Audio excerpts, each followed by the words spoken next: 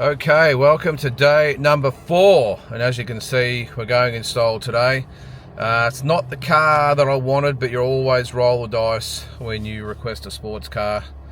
I did want the Charger again, but they have given me a Camaro, which is an equally good car, and is a convertible as well. So who knows, if the weather's good, I'll get the top down. But today, very special day again. I know yesterday was hard to top, but today we're going up to a place called Deer Lake, and it is a place called Fighters Heaven. Now, if you're not familiar with Fighters Heaven, it is the training camp of Muhammad Ali. So the camp that he used to go to for all his fights. It's supposed to be really cool. It is a privately owned camp now. You have to make appointments to go. I think it is actually open maybe on weekends for a few hours, but today it's Friday here in the US. So I've made an appointment to go up there and check it out, have a private tour. So I'm really looking forward to that. And I did go to a replica of it last year when I was in Kentucky, at the Muhammad Ali Center there, and today is the real deal. So it should be a great day. And then after that, I'm going to head across to Shanksville. Now that has no boxing relevance. It is more of a 9/11 monument over there that I've always wanted to see. So I'm going to do that tonight. So first of all, it's about a 2-hour drive up to Deer Lake. See how long we can spend up there, and then, as I said, head across to Shanksville. So should be a good one. Hope you're looking forward to it as much as I am, and let's get on the road.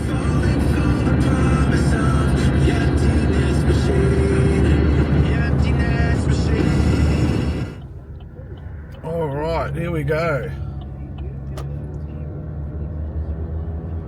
Fighters Heaven, camp of Muhammad Ali. I'm a little bit early, so we will park and see if our host Mike is around. Interesting that my host yesterday was Mike as well. Okay, welcome to Fighters Heaven, Deer Lake, Pennsylvania.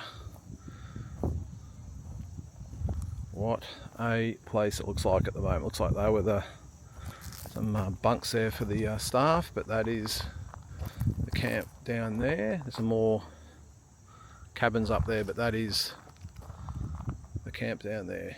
And you can see down yonder is the gym, and we're going to go explore all of that today.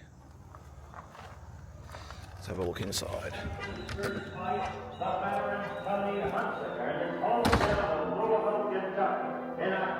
Wow, look at this place.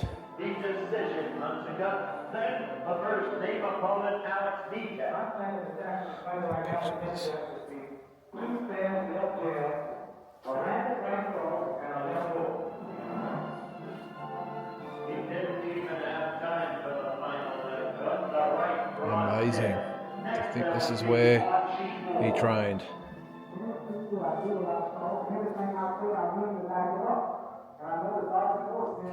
So the camp is both sides of the road. It's about 6 acres altogether. The majority of what you're going to see is on this side of the road. If you see the green sign there, those were the years that he owned the camp. So he began training here in '72, trained for most of his fights to the end of his career in 1981. Then in the late 80s, he leased the camp for $1 a year, and it was set up as a group home for unwed mothers and teenage girls who were struggling at the time, and it was run by an organization called Kingdom Come. And that ran for a period of time, and then in 1997 he sells it to a guy from Reading, Pennsylvania, which is about 35 minutes south of us. His name was George Dillman. George got to know Ali because Ali would be in Reading a lot while he was here training. And so George buys it from Ali in 1997 and runs it as what was called the Butterfly Bee Bed and Breakfast. Butterfly Bee Bed and Breakfast. So George was a big karate martial arts guy, well known in the karate world, but so it was more in the weekends. People would come in, stay in the cabins, and they'd do karate training sessions, for lack of a better description. Then it kind of slowed down, and the buildings kind of got run down, like the side of that barn back there. So if you focus on the side, especially to the right, where you see the barks on there yet and the cement between them, if you turn around, that's how the gym and the other buildings look. So the bark's been stripped off. There's a different material between those logs called chinking. You can literally press into that chinking. It doesn't solidify like cement, so it'll expand and contract when the logs move with the changing of temperatures. Okay. I'm not a handyman, but that's what I that's what I say. That's what they say. So George finally, it was sold by George in 2016. The current owner found it after Ollie passed away. Ollie passes away June 3rd of 2016. Mike Madden, the owner's from California, and kind of finds this place and decides he wants to take a flight out, walks the grounds, and decides he wants to preserve it. So he bought it in 2016. The restoration started early 17, and then the camp, as you see it now, opened in the summer of 19. So it's about 5 years that the camp is officially open. Mike's last name is a famous name here in the States in football. John Madden was his father. Wow. Madden video games. Yeah. So Mike doesn't like to be out there front and center, but it took someone with his resources to do what's been done here. So it's free and open to the public. No admission price. If people want to give donations, they go to the Michael J. Fox Foundation for Parkinson's Research. Oh, fantastic. The Muhammad Ali Center in Louisville. And then also here locally is an organization, Avenues, that works with people with disability. So Ollie was kind and generous. So not only physically is the camp keeping Ollie's legacy alive, but also in spirit, because the kind of guy that Ollie was. Started to go up in 72, the gym being the first building to go up. That side of the road took shape a few years later. I'm going to start on that side of the road. There are 10 buildings over there. There are 8 of those little cabins, 3 across the road, and then there are 5 more up on the hill, and his staff and overnight guests would stay in them. At the very top, there's a larger cabin that has white screen doors on it now, and that was a wide open cabin. It was a rec room. They had some pinball machines in there, pool table. They'd go up there, hang out, relax. And then eventually Ollie did turn it into a residence, that he did stay there later on in his time here. And then the last building to point out is the white building, which is the mosque. That is the building that's open on that side of the road. Feel free to walk all amongst that side of the road, but the only building to get into for public tours would be the mosque. And the mosque is one of 5 buildings you're going to want to get into. 4 of them will have a video of some sort. That gets us to this side of the road. This building here is the chalet. That's where his family would stay. There's a video in there you can check out. Also, what's also in there is a collection of photos of Ollie post-2000, later on in life at different events and different functions. The boulders you see, they were painted by his dad, Cassius Clay Sr., who was a sign painter down in Louisville, Kentucky. And they're all people Muhammad Ali admired and respected. And they're mostly boxers. And some of them he did fight. Frazier, Quarry, Liston. Some of them he didn't. Lewis, Archie Moore, Marciano. Archie Moore he did fight. And then there's 2 non-boxers. This guy here, Angelo Dundee. So before Ollie came here, he was training in Miami Beach at the Dundee's 5th Street Gym. Ollie hits a stage in his career where he feels he's not training his best. He's not in his best shape when he's going into the fights because of distractions in the big city. And he wants to get out of the big city, and it's distractions. So he gets invited to train on a mink farm 3 miles down the road in Deer Lake. So he didn't come here immediately. A guy by the name of Bernie Pollock. Pollock Furs, Pollock Mink Farm. He was a big boxing guy, and he actually had Ernie Terrell training at the mink farm when Ernie Terrell fought Ali. So Ernie Terrell prepped down in Deer Lake for that fight against Ali in '67. So Ollie starts working out and training down at the Pollock mink farm, but it's an outdoor ring. It's not in a building or a gym or anything, so weather would affect his training, and that happened. And Ollie kind of says to Bernie, I love it up here. Fresh air, the nature, running the country roads, little distractions. But I can't have my training interrupted. Is there anywhere around here to build something permanently? Well, the Pollocks own this land that we're standing on. And nothing was here. This was all Ollie's vision, Ollie's creation. He decided what went where. And then the last boulder is over here next to this well house, which you can't see from here, but on that boulder over there it says Ollie to Bernie 1973, and Bernie being Bernie Pollock, who sold him this land and who had him training on his mink farm. So we'll continue along this way. This staff stone, this is a replica. The original is on display down in the Ollie Center. This one was put up by Dillman, and notice he put his name at the bottom. But the original has nothing under 1980. So Ollie comes out of retirement to fight Larry Holmes in 1980. And as he's here training, the staff is kind of saying, we're not coming back. You know, there's not going to be any more fights. Let's chip in, let's pull some money together and have something put up as a little remembrance of our time here. So Bandini Brown was the organizer of it, and they all put some money in and had something similar to that. Now that is a replica that was put up by Dillman. You'll see some boulders with this kind of stuff on it. We have not seen originally what was on here. This is not original. If this was freshly painted, it would say Kim and George Dillman. So George put his name on quite a few things. Sugar Ray Robinson, Ollie idolized, looked up to Sugar Ray, and when Ollie was younger, he was waiting to meet Sugar Ray, and Sugar Ray kind of blew him off. And that stuck with Wow. Ali. And Ali, after that, said he would never make someone feel that way. So Ali, we know, talk to everybody and anybody. Fireplace straight ahead is as original as can be. We're going to go into the gym and out the back door. To the right, up top of the right of the wall here are a couple signs that explain what the camp's all about nowadays, the mission statement, and then also the welcoming sign. Talked about the donations. Here's a couple of them that were made. Wow, that's great. This is Bernie Pollock here. That's what the boulder will look like. So when the camp was being built, Ollie was living in Cherry Hill, New Jersey. Again, Bernie Pollock and Ollie. We're going to be coming out this door when we leave the gym. Yeah. So just one quick disclosure, disclaimer. This is the Beatles, but this was taken while he was in Miami. So this is not taken here. This trailer, the fireplace that we just looked at from the side, is now right here. Yeah. This trailer came up from the mink farm, so it's for early living quarters. This shows the camp kind of progression. This is Sonny Liston, Joe Frazier. This is going to become Jack Dempsey. You're parked right about here. Yeah. And then notice there's no cabins or anything up there yet. Where you see an office area now, that was the sparring partners locker room. This door didn't exist. This was all walled up. But behind here was showers and bathrooms. And to get to them, you had to go through the sparring partners locker room or over here, all these locker rooms. If you want to step up into the ring, you can. It's a smaller version of the ring. It's about 2/3 the size of an actual ring. But if people get in the red corner here and take a selfie, or if you want me to take any pictures on an angle, so Yep. just get that photo behind you. It's a pretty cool, Great. pretty cool look. Here's all these locker room, or what was called his rub down room, because of the massage table in it. And then his cabin is straight over yonder, which I'm getting into shortly. So this has been recreated to give you the feel and the look. Here's a couple photos of him on the couch that was there at the time. Angelo Dundee on the phone. Again, if you want to strike a pose like he is there, I could take your picture when you're walking around on your own. Yeah. This photo here shows him in this area here. Right there, yeah, okay. This here shows him on the massage table. Yeah. This shows the door open, and you can kind of see an old school sink in there.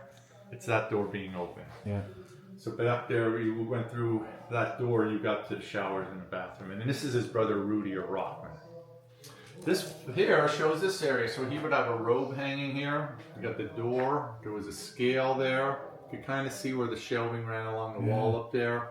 And then if you look at the top of the scale and go up the wall, on the wall about 1.5 feet above the scale, you'll see what he weighed when he was here training for the fight against Leon Spinks the second time. So that's what the month before they were going to be fighting. They fought in September of that year. Those two pictures, you'll see benches similar to that recreated. Where you see the car and you look out the door, that's where his cabin is now roughly. And then notice there's no trees out there. You're going to see there's trees everywhere now out there. Yeah. Ollie chopped down hundreds and hundreds of trees as part of his working out here. So that was part of the reason that it was cleared out. And then he also ran every morning. So there wasn't any kind of weight room here, the lift. So he chopped trees and did his road work. On the other side of the fireplace, Jack Johnson. That's a huge chunk of coal. That's coal. That's coal. Yeah. Anthracite coal. Jack Johnson being the first black heavyweight champion, Ollie wanted to honor him in his own kind of special way. Yeah. To the left here is the kitchen. When you get in the kitchen, the table and there's original. There are some books on the table. We encourage people to sit down and page through the books and look through the books. They'll give you a great feel of what the camp was like back then. On the far wall when you walk in, there's going to be a sign, Rules of My Kitchen. The My was they were tied to his Aunt Coretta. They weren't, the My isn't Ollie, and people get a kick out of the spelling of some words, the actual wording, and the rules. Yeah. For example, rule number 4 says, what goes into stews and soups is nobody's damn business. As we get closer to Ollie's cabin, notice it's not a log cabin like the kitchen or the gym. It's made out of an old railroad bridge. And he's going to explain that in the video that you're going to be watching in there. The last buildings to point out are up here on the hill. There's 2 of them. They were the bunk houses, and that's where his sparring partners slept. There's nothing to see or get into. We start our school group tours up there, and also businesses, groups, organizations come in for luncheons and meetings and retreats. So just to recap, sparring partners slept up there. Yep. Ollie stayed here. Family was out front. and then the staff was across the road. You're gonna see there's a bell here. A bell, not the bell. A bell, yep. The bell you're going to hear and see first thing in the video, and all he's going to be standing right about where the bell is now, and he's going to say, that bell rings every morning at 4:30, and every fighter in those 2 bunkhouses must be down here ready to run. It rings again at 8 o'clock for breakfast, 5 o'clock for dinner, and 10 o'clock, lights are out. And as he's saying that in the video, he's going to be walking alongside the cabin, and he's going to come in just like we're about to do. So when you walk in here, just think about Ollie staying in Miami Beach, beautiful hotel rooms and suites, to wanting to stay like this, to get at it, get back to basics, and be focused. Wow. Oh, yeah. Jeez, there's his bed. So there was no running water, there was no electricity in here in the beginning. So this video is about 4 minutes. He's going to come in and talk about a bed similar to this. He's then going to come over here and stand by the table that was there. He's going to talk about having oil lamps for lighting. And you're going to even see a stuffed pheasant in the video. Then he's going to come over here for the second part of the video and stand by the coal stove, which was a heat source. And then the video will finish with him standing right about where I am here, pumping a glass of water. And then he's going to be asked, well, what about television? What do you do for TV? And he says, I go over to my kitchen and watch television. Yeah. This here was set up as a simple bathroom, or not a bathroom, a toilet. There was just a toilet installed there with a hand pump kind of system. There's some photos over here that you can check out on your own.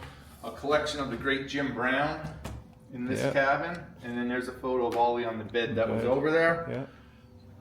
So I suppose the best place to start here, well, there's his oven to keep him warm, and his bed, his table. This is the bed of Muhammad Ali. Pretty amazing.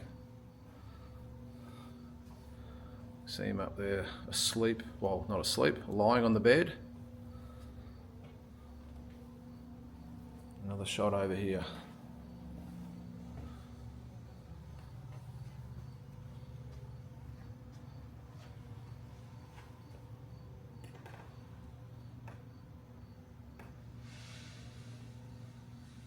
I tell you what, I can see why you love training up here. It is absolutely beautiful. Alright, so these are the bunks for the sparring partners. Now you can't get in there, I think he said, but he said that bell down there got them all out of bed in the morning and ready for the day. So 3 little bunks there. Look at this, all these surroundings. Absolutely fantastic. Perfect for a training camp.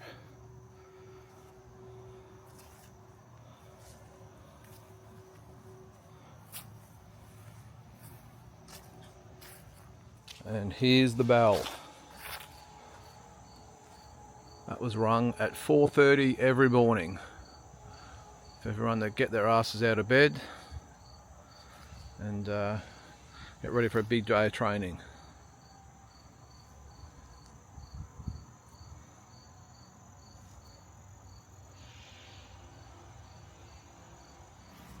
And here is the rock of Jersey Joe Walcott.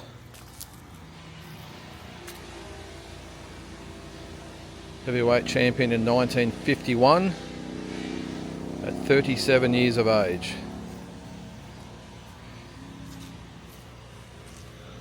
And here is the big lump of coal. It's probably more than a lump, isn't it? It's a boulder of coal of Jack Johnson, the first black heavyweight champion. 1910 he won the title in front of 20,000 people. It's James J. Jeffries.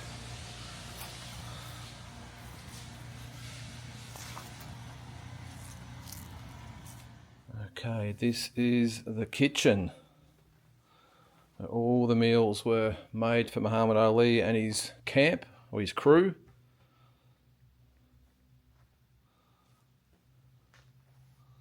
It's amazing the detail that they've left this place in. With it's like it's in current use. That's what it feels like, and everyone's just out for the day. Not sure that shower would have been there back in the day. So it's pretty modern, that one, but you never know. I'm sure that might have been the kids' table there. I'm not sure this, or they are his boots. He used to run in boots like that. Not sure if they are the boots, but they are a pair of boots. Alright, so the rules. Please to keep quiet, except on express permission of cook. And I think Mick did say there was a lot of spelling mistakes up there, and it does look a lot like that at the moment, but I won't go through all of them there, but there are all the rules of Muhammad Ali's kitchen. Amazing. You can just feel the history in the air at places like this. Muhammad, there he is there actually, enjoying some food with the rules of the kitchen in the background. So he would have been sitting right about there.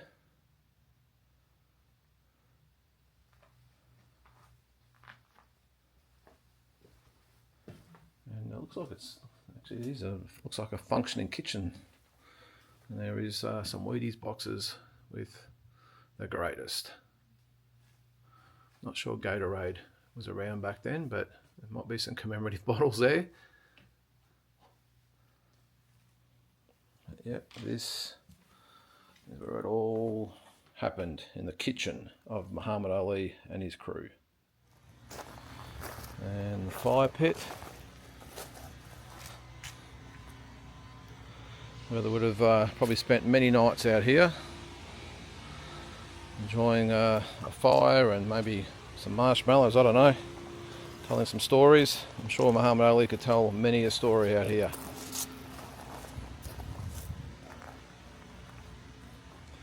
And I've got to get this one on the video. Rocky Marciano, the only heavyweight champion to ever retire undefeated, 49-0. Held the heavyweight title from 1952 to 56, 6 defences, and unfortunately died in a plane crash back in 1969, the day before his 46th birthday. And they did do the computer fight, if you can remember, with Muhammad Ali. Got to say, I did disagree with the result. I thought Muhammad Ali would have beaten Rocky Marciano, but that's an argument for another day. And there's the rock of Angelo Dundee, the legendary trainer. Also the trainer of another legend, Sugar Ray Leonard, and George Foreman.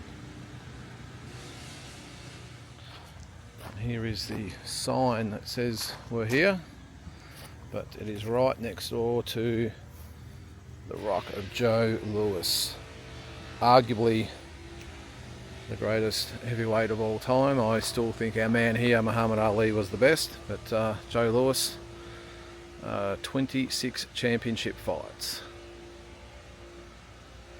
Heavyweight champion from 1937 to 1949, an amazing champion. The Brown Bomber, Joe Louis. And we're actually going to see his grave a little bit later in the trip. And here's that, what is it, a plaque, a stone, whatever it is, a dedication of Ali's staff. You can see some of the main players in his career. Angelo Dundee, of course, Drew Bundini Brown, portrayed so well by Jamie Foxx in the movie. Jimmy Ellis, former heavyweight champions. They must have been sparring partners. And yeah, nice little commemoration piece from Muhammad Ali in recognition of his staff. Okay, we have to get this rock in. This man needs no introduction. The legendary Smokin' Joe Frazier, the first fighter to defeat Muhammad Ali, and obviously his arch nemesis throughout their career. So he won the title in 1970 until 1973, when he lost it to George Foreman. Of course, Muhammad Ali then beat Foreman in 1974 in Zaire to reclaim the heavyweight title. But whenever Muhammad Ali's name gets mentioned, this man more often than not gets mentioned as well. Smokin' Joe Frazier. Alright, this looks like a bit of a rec room for Muhammad Ali and his team. His video playing over there. There's some photos of him from The Ring magazine, featuring some of his biggest fights. And there's some photos of Muhammad Ali later in his life. I think Mick said I was probably post 2000, I think these photos are.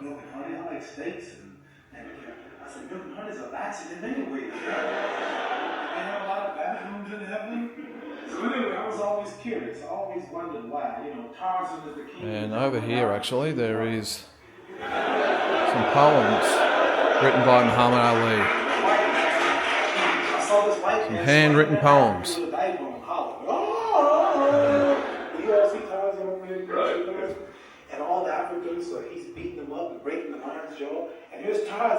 Okay, so this is the mosque. So I've just got to remove my shoes. Let's go and have a look.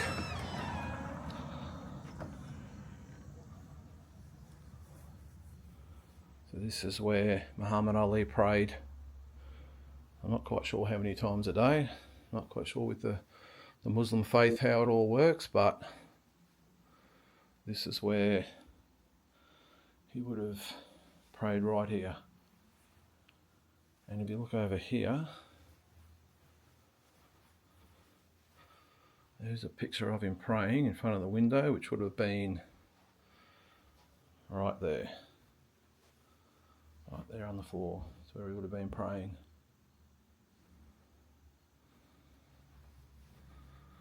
The picture there of him outside the mosque, the door I just walked in.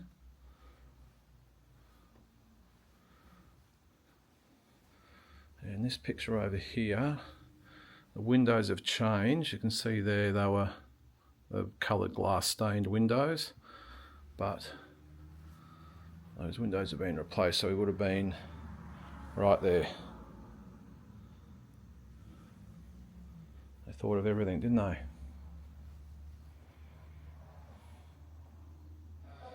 Okay, this is just an amazing place.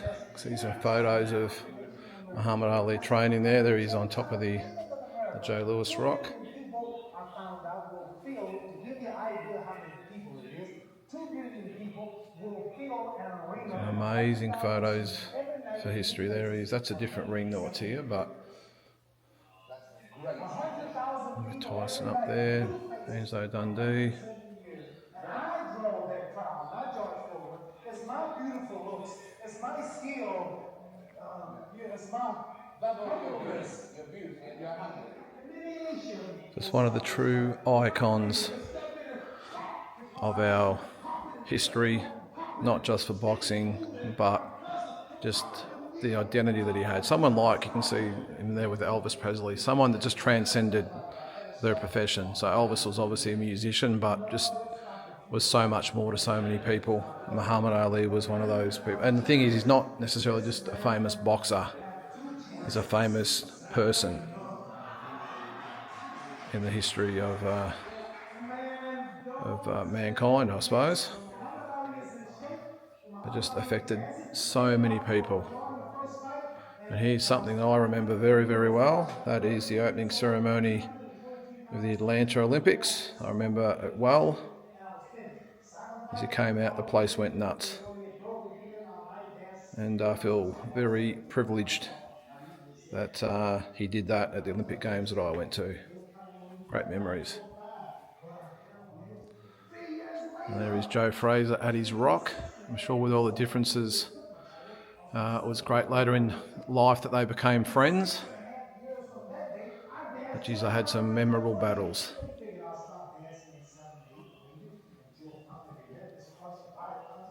You can see there he says, always bring out the best in men I fight, but Joe Fraser brings out the best in me. I'm going to tell you that's one hell of a man, and God bless him. And I love this quote. A man who views the world the same at 50 as he did at 20 has wasted 30 years of his life. Very well said.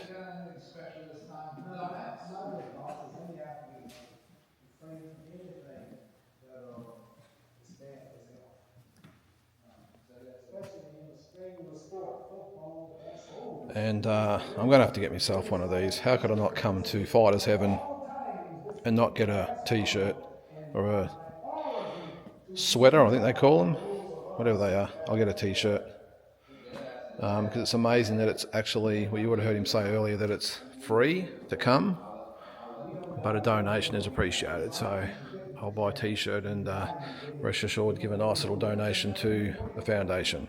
Well, we can't come to Muhammad Ali's training camp and not get in the ring. All right.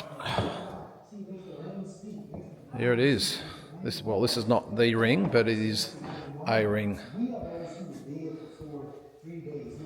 I'm sure the ring he sparred in here was a lot bigger, probably twice as big as this. Here it is.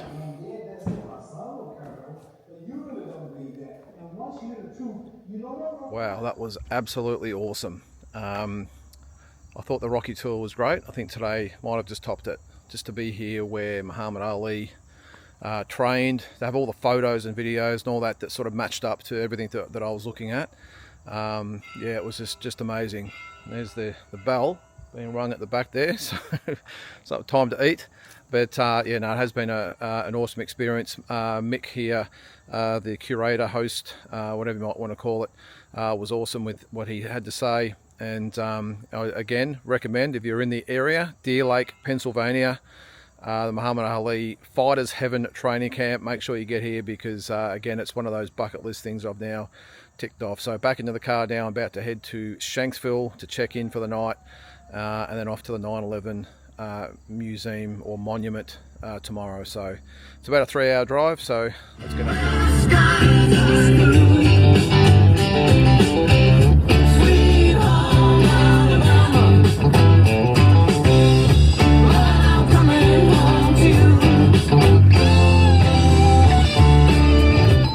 I've just checked into my hotel here in, I think it's Somerset actually it's called. I thought it was Shanksville, but it's Somerset. So I'm going to take the opportunity of getting a bit of an early night. It's only about 5:30 in the afternoon here, so it's worked out pretty good. But it's been a long day, a long last few days actually. I haven't had a lot of sleep along the way, but I've absolutely had a ball so far. But tomorrow won't be as fun, of course, as the last few.